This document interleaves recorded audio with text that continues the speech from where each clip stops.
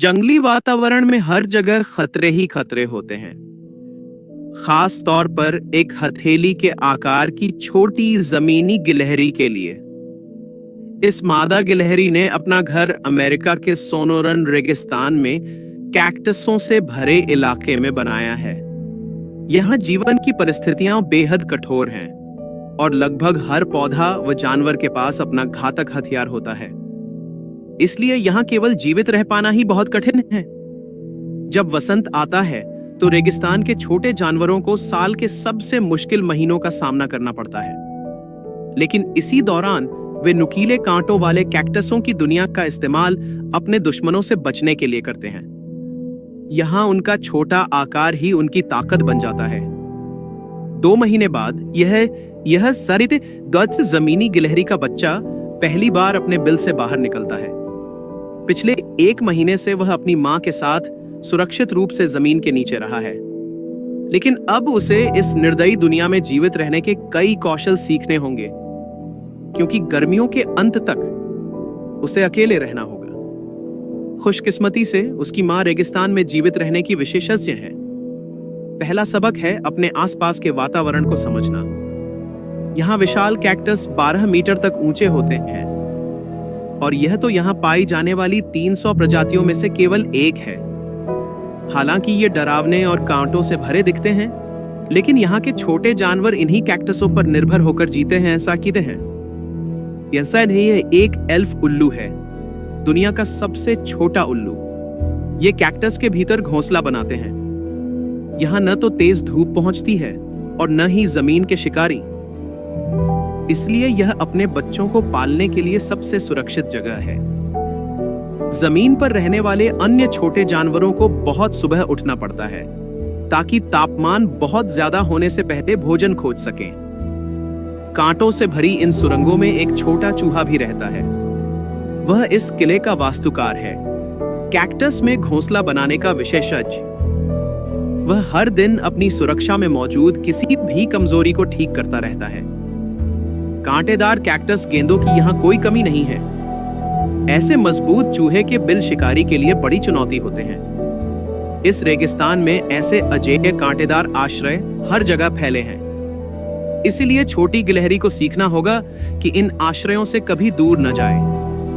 आज मां उसे एक और जरूरी सबक सिखाती है।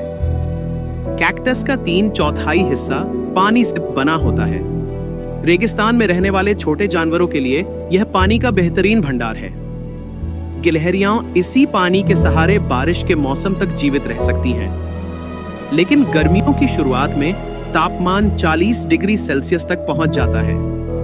केवल रात में ही थोड़ी ठंडक मिलती है। रात नए शिकार के अवसर भी लाती है। जैसे जैसे उल्लू के बच्चे बड़े होते हैं, उनकी भूख भी बढ़ती जाती है। ठंडे तापमान में रेगिस्तान छोटे शिकारी जीवों से भर जाता है, लेकिन शिकारी भी शिकार बन सकता है।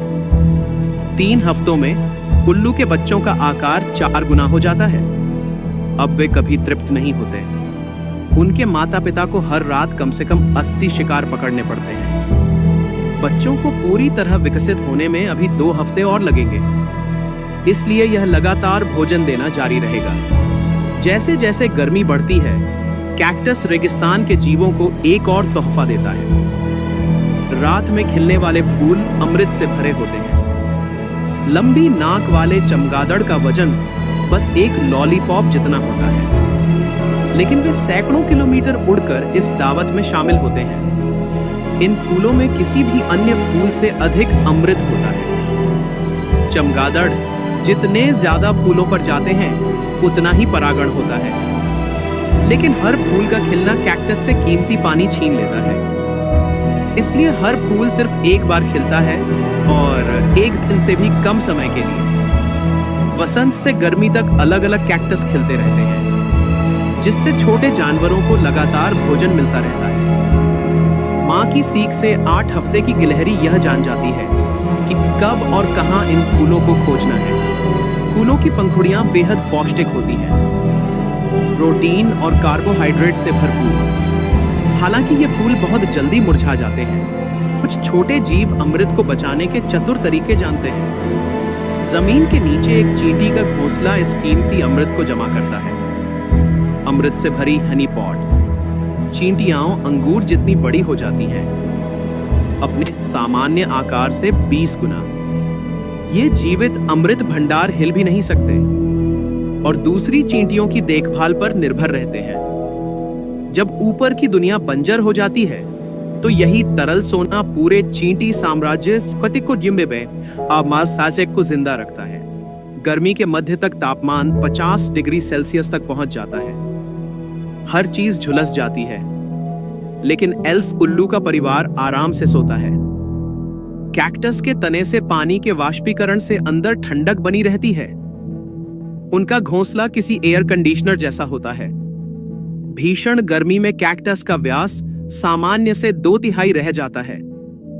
जब तापमान चरम पर पहुंचता है, मौसम बदलता है। मानसूनी तूफान कुछ ही घंटों में 100 मिलीमीटर बारिश ले आता है। एक ही बारिश रेगिस्तान को फिर से जीवंत कर देती है। कैक्टस फिर फूल जाते हैं, पानी से भर जाते हैं और महीनों तक रेगिस्तान का पोषण करते हैं।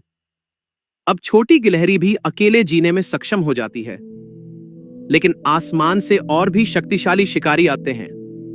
हैरिस बाज। इस बार वे समूह में शिकार करते हैं। कैक्टसों की वजह से उन्हें मिलकर शिकार को बाहर निकालना पड़ता है। ये लंबे पैरों वाले शिकारी जमीन पर भी बेहद खतरनाक होते हैं। गिलहरी की मां बस यही उम्मीद कर सकती है कि उसका बच्चा इधर उधर न भटके, और वह सफल होती है। मां की सीख से यह छोटी गिलहरी जरूरी जीवन कौशल सीख चुकी है।